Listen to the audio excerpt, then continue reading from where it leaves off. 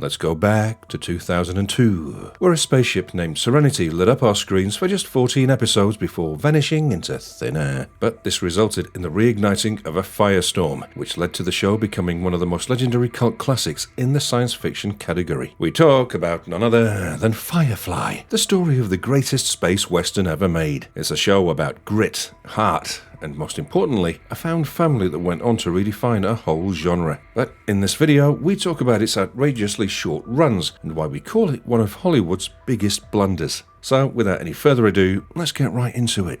Serenity Valley, and we choked them with those words.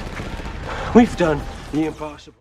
To understand this, we really must head all the way back to where and how it all started. The whole landscape of American television at the dawn of the new millennium, science fiction seemed to have had a comfortable seat at the tables of broadcasters, regardless of its predictability on display. The early 2000s were dominated by two primary models. One was the polished and utopian vision of franchises like Star Trek, where we saw conflicts that were being resolved using a great deal of philosophy and debate, as well as advanced technology, which included prestigious starships and the earthbound monster of the week procedural. But into this neatly categorized ecosystem came writer and creator Joss Whedon, who was still riding the wave of his critically acclaimed Buffy the Vampire Slayer. But he then decided to launch a concept which initially was, by every measure, a radical and beautiful anomaly. The pitch for this new idea was deceptively simple, yet totally revolutionary for primetime television. This was a space western.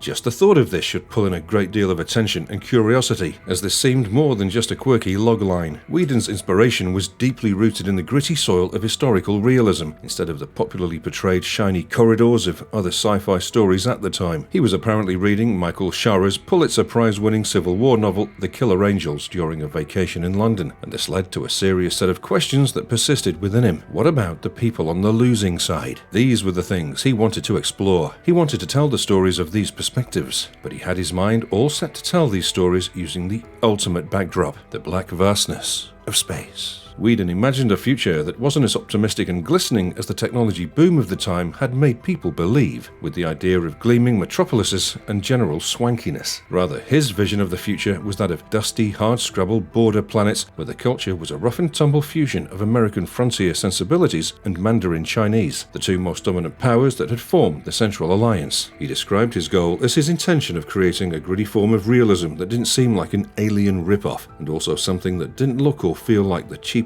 made-for-TV sci-fi projects of the era. But the final piece of the puzzle fell right into place when he modelled his core cast of 9 on the archetypes that were based on John Ford's classic western Stagecoach, which is also a film about a group of strangers thrown together by fate on a dangerous journey. And hence, as a result, Firefly was born. A show whose very DNA was coded with defiance and its core identity, which was a rejection of the narrative that was commercially overdone. But this was a story about survival. That simple. And it was so good. The crew of the Firefly-class ship Serenity weren't really heroes, but rather outlaws, smugglers, and fugitives. Then, there's their captain, named Malcolm Reynolds, played by the great Nathan Fillion, who was a defeated soldier from the losing side of a galactic civil war, and a man whose generally idealistic approach had been literally burned out of him and replaced with a more cynical and pragmatic one, which only ended up boosting his determination towards pretty much everything. The universe of Firefly was something to be endured, outsmarted, and scraped for a living. It was a world built upon the idea that the central unifying government was not a benevolent force for good, but rather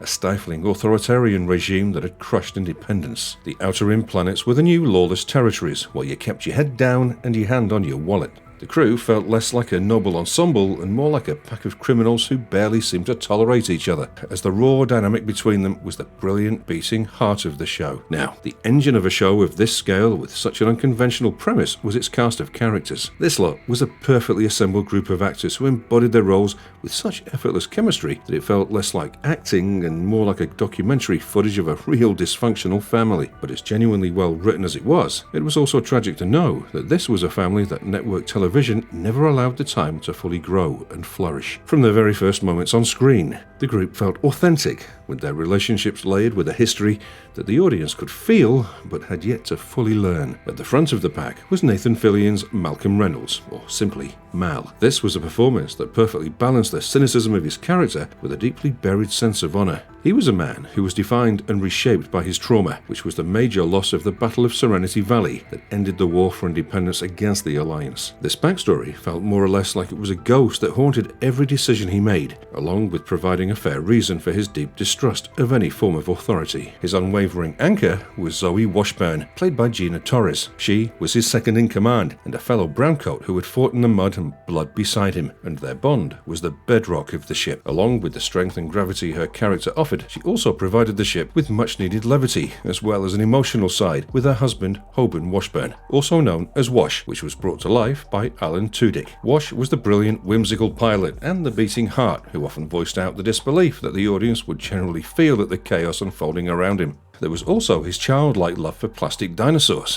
which added a wholesome side to his character. Moving along to the rest of the crew, and they were all a fantastic lot that was composed of beautiful yet broken souls, where each one of them crafted around their own unique secrets and emotional damage. There was Inara Serra, the sophisticated companion portrayed by Morena Baccarin, whose licensed and respected profession in a future society provided the ship with a great sense of legitimacy, and whose complicated and often antagonistic relationship with Mal was a source of constant, unresolved tension. Then came Kay Winnett Fry, or Kaylee, the ship's genius mechanic who was embodied by Jewel State with an infectious kind of optimism. Kaylee was the moral compass and the soul of Serenity. He was a person who could find joy even in a functioning engine, and his innocence provided a crucial counterpoint to the crew's worldviews. Then there was Jane Cobb, who was a character that could have been a simple thug in lesser hands, but as played by Adam Baldwin went on to become a fascinating study in self-serving morality. He was the muscle of the pack, and that's about it, since he was a mercenary who had the intellectual depth of a puddle, and someone whose loyalty was forever for sale to the highest bidder. Despite this, he occasionally and surprisingly displayed an almost possessive sense of crew loyalty that would even shock his own character. And then you had the passengers, who were the wild cards that disrupted the ecosystem of the ship. One of them was Shepard Book, played by Ron Glass,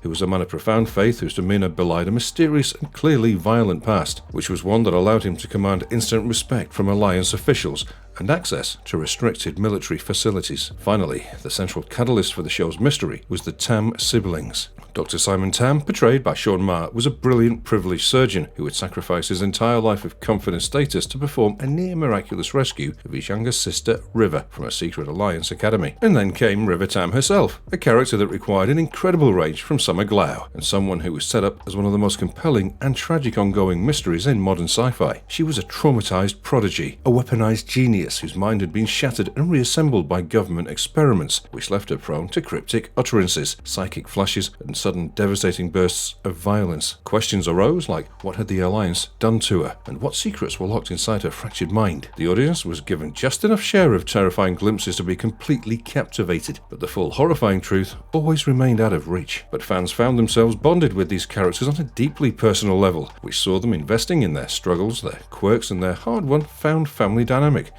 much before the show's overarching story had a chance to completely unfold. They were messy, funny, infuriating, and most importantly, human, and that's exactly why their story, in spite of getting cut short, has endured for so long. However, this meticulous manner in which the makers constructed the character to work was almost immediately undermined by the first and possibly the most fatal mistake the network made, which was with the decision to air the series in a completely scrambled and nonsensical order. Yeah, ridiculous, we know. It's possible that Fox didn't initially understand the show they'd greenlit. Joss Whedon had designed Firefly with a specific vision in mind. It was to him meant to be a show with a continuous, serialized story told in an episodic fashion. This also meant that it was meant to be watched from the beginning, with characters, relationships, and plots going through developments of their own in a logical, cumulative sequence, much akin to a novel. Meanwhile, Fox executives, who seemed to be operating on an outdated 1990s model of TV, which saw the episodes of a show being broadcast as entirely standalone and interchangeable, regardless of the vision.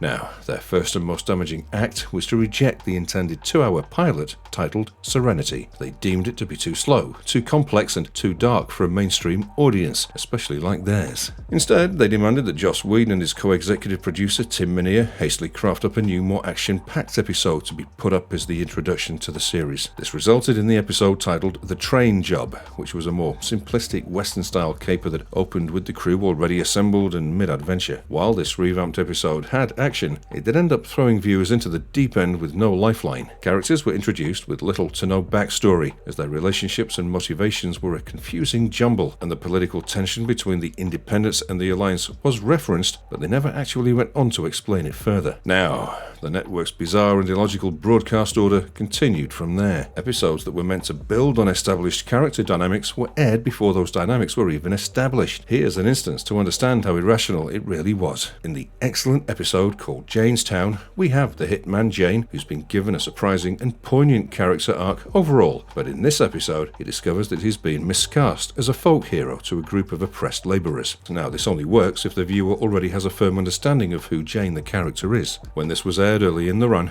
it would have seriously fallen flat, as the audience had no baseline for his character. Even more tragically, the actual pilot, which was scrapped and called Serenity, carefully established the post-war universe, did a fantastic job in introducing each character with depth and context, and also helped set up the central mystery of River Tam, as that was the very last episode to air during the initial run. But this decision by Fox was nothing short of a sabotage of the narrative. The careful world building that Joss Whedon and his team had crafted was completely replaced with pure confusion. Viewers were presented with too many bizarre and out-of-place moments, such as character arcs that literally had no setup, plots with no foundation, and emotional payoffs for which the build-up had been skipped. All in all, Firefly never really got the chance to pull the audience towards it to ask them to watch it. It was packaged in an incoherent, messy way, and it wasn't too surprising to see so many potential fans tuning out of it, mainly by being unable to find a logical or emotional way into the story. Now, the dilemma doesn't end there. There was more, in fact, to add on to the core problem of the scrambled order of episodes, which in itself was a profound and ultimately fatal genre identity crisis that effectively killed the show's chance at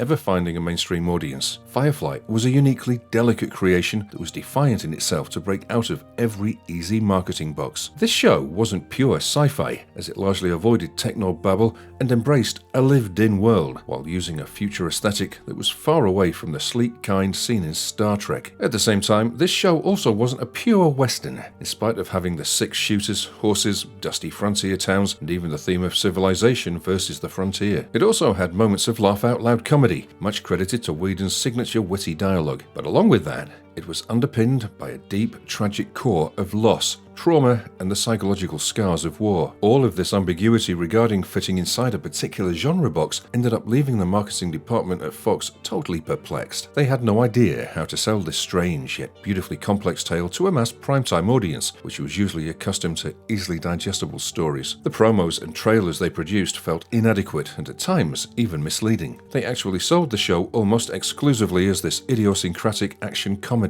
One infamous tagline they'd gone ahead with reduced the true essence of the show when it was pitched as being a story about a space cowboy, a hooker, and a girl in a box. Then you had the commercials, which heavily emphasized slapstick moments and explosive gunplay that created the clear expectation of a light-hearted comedic watch for the audience. But all of this was fundamentally misrepresented what the show and the nature of the show actually were about. While Firefly did surely have its share of moments to showcase its brilliance, regardless of the major network goof-ups, it was always, at its heart, a serious, character-driven action-adventure series with a great deal of social commentary and deeply emotional stakes. The pilot episode, called The Train Job, ends with Mal forcing a cruel, powerful man to humiliate himself to save his workers. This was a moment of dark, gritty triumph, and definitely not zany comedy as it was marketed. Anyone who tuned in to expect a straightforward sci-fi comedy, as the ad suggested, was surely to be left confused, disappointed, and even ultimately alienated by the show's darker, more nuanced tone. All of these things which it always was. At the same time, the audience that would have loved Firefly for being a thoughtful drama about survival and found family, while set in a richly detailed and morally complex universe, never really found it in time, because the network's incompetent advertising went on to repel them, while sadly attracting an audience that was destined to reject the show's actual substance.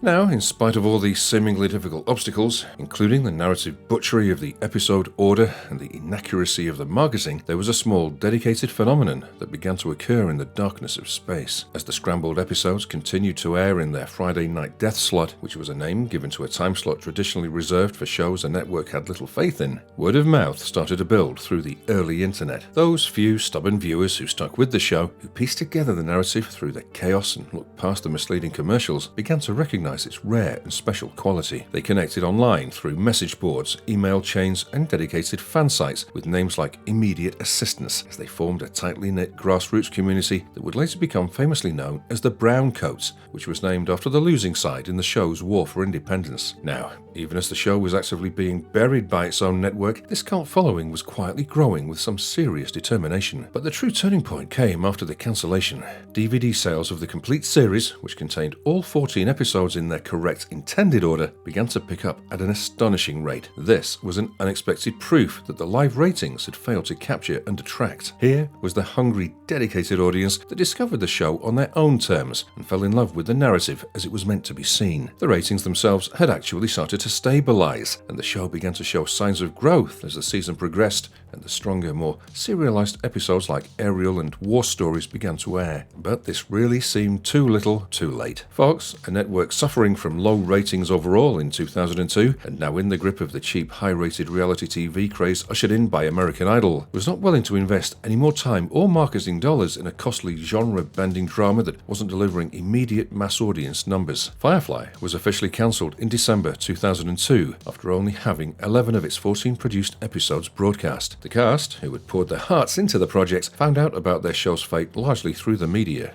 Nathan Fillion would even later call this role his favourite job ever. Firefly was just given one season, but it was soon gone, well before it could show the mass audience its true brilliance. The cancellation of Firefly to its growing legion of fans felt like a deeply personal loss. For many, Firefly was not a case of a show on network TV that collapsed under the weight of its own poor quality or reached a natural conclusion regarding its narrative. It was unfairly treated during its run and was eventually taken off the air. It was ripped away prematurely and violently, and this left behind whole shelves of unresolved threads, unexplored relationships, and unfulfilled potential. There was no series finale, no narrative closure, and no satisfying goodbye for the characters that fans had gotten attached to so quickly. The show was dropped while still having major plot-related but unanswered questions like what was the full horrifying extent of the experiments the Alliance had performed on River Tam at the Academy? What were the ultimate sinister goals of this monolithic utopian at any cost government? What was the dark, violent secret in Shepard Book's past that allowed him to command such instant deference from Alliance officials and gave him expert knowledge of criminal underworlds and military tactics? And what were the deeper, lingering ramifications of the Unification War that had shaped Mal and Zoe's entire worldview and continued to define the political landscape of the universe? This cancellation felt like a betrayal to a community of fans, and it was also a confirmation to them that the corporate committee-driven machinery of network TV was fundamentally incapable of recognizing, understanding, and even nurturing truly original, ambitious forms of art. But the story of Firefly refused to end with the network's cold cancellation notice. The fan campaign that had begun as a faint glimmer of hope while the show was still on the air exploded in its aftermath, and had evolved into a grassroots movement of such passion and organization that it would help define the very archetype of modern fandom. The Browncoats were not going to let their show go away forever. They organized massive letter writing and postcard campaigns, and ended up sending tens of thousands of pieces of mail to Fox and even the show's sponsors, not just protesting the cancellation, but also vocally articulating why the show was so special, most notably for the Kids Need to Read Foundation, to demonstrate the maturity of the fan base. They kept the flame burning brightly across the landscape of the internet as they created forums, fan sites, and fan fiction that expanded the whole fictional universe of Firefly. This relentlessly determined and passionate outcry did not go unnoticed in Hollywood. It eventually forced a major studio, Universal Pictures, to take a financial chance. The robust DVD sales, which moved nearly 500,000 units and consistently topped online sales charts, provided the concrete and financial proof that there was a viable and dedicated audience. In 2005, Universal released Serenity, which was a feature film that acted as the grand finale to the storylines of the TV episodes, and was also more or less like a much condensed season. Regardless, the movie was a gift to the fans, as it proved to be a chance for closure, but it was also a fuel funeral and a victory lap all at once. It provided game-changing revelations to the unfinished plot by finally unveiling the horrific government-created origin of the Reavers, the name of the most feared monsters in the universe, as well as a concise explanation for the terrifying Paxilon hydrochloride-induced peace that was the Alliance's ultimate goal, which was the very secret that was locked inside River Tam's mind. Along with these, the film also delivered a major, heartbreaking character death, which was the loss of the beloved pilot Wash. This was a narrative choice that permanently scarred the fandom,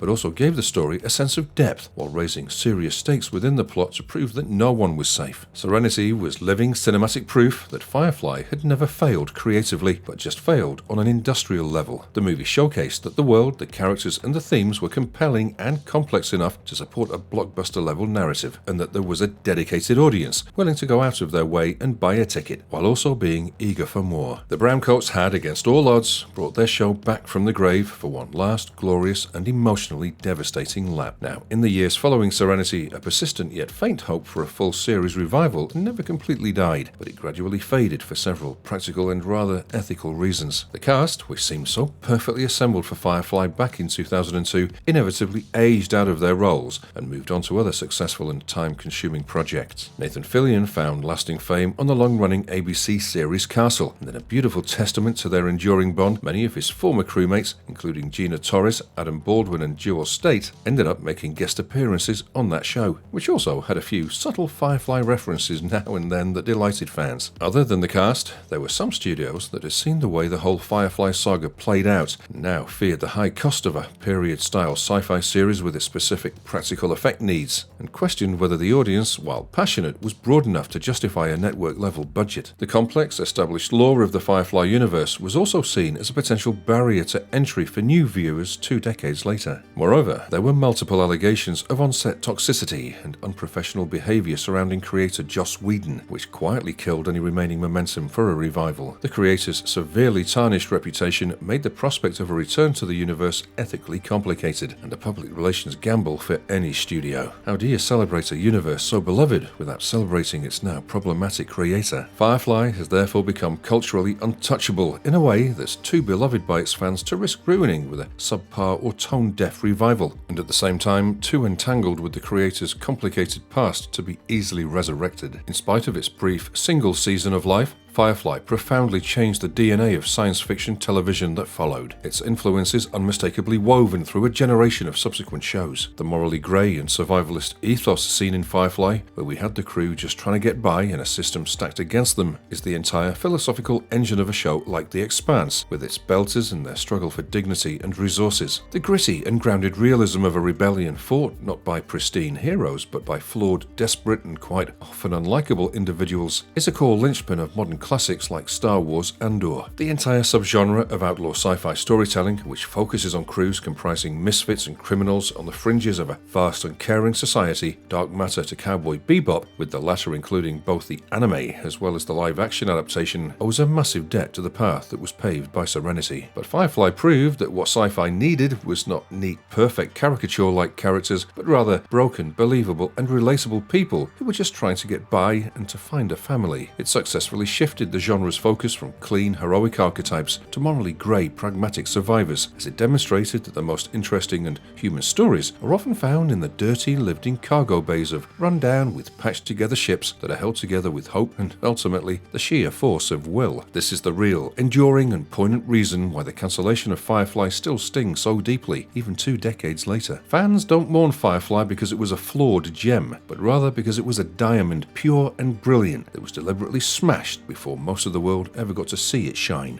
They mourn for the staggering potential that was never realized, for the stories that were never told, and for the lasting reminder that in the world of television, what is truly special, original, and beautiful is often fragile and must be recognized, understood, and genuinely protected. The legacy of Firefly is that of a testament to the enduring power of fans to defy the odds, and a permanent scar on the whole genre of science fiction.